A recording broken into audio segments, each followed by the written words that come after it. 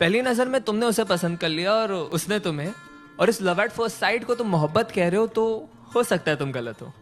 क्योंकि यार पहली नजर में तो हमें एंटीक चीजें भी पसंद आ जाती है, पर हम उसे घर में रखते हैं दिखावे के लिए। बस क्योंकि देर रात तक तुम दोनों ढेर सारी बातें करते हो और इसे तुम मोहब्बत समझते हो, तो हो सकता है तुम गलत हो। क्योंकि यार अकेलेपन के मारे तो दो अनजान मुसाफिर भी एक दूसरे से बात कर ही लेते हैं।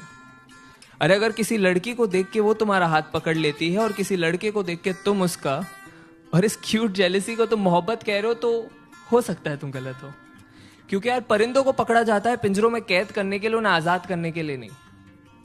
बस क्योंकि अब तुम दोनों एक दूसरे की बातों को समझ पा रहे हो और इसे तुम मोहब्बत कहते हो, तो हो सकता है तुम गलत हो।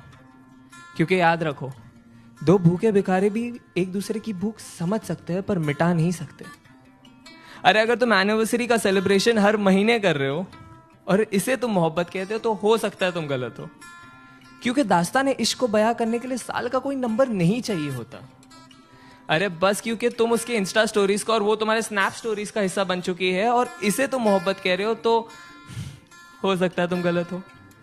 क्योंकि यार मोहब्बत को फिल्टरों के साथ सेव नहीं किया जाता, उसे बस उसी लम्हे में जिया जाता है।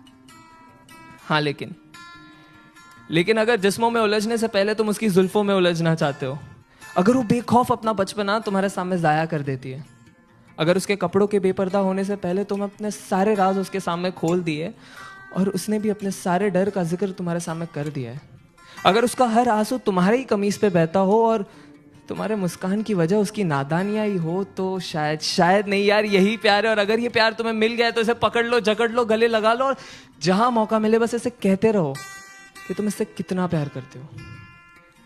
क्योंकि ऐसी मोहब्बत से मुलाकात होने में जिंदगी का एक काफी लंबा अरसा बीत जाता है।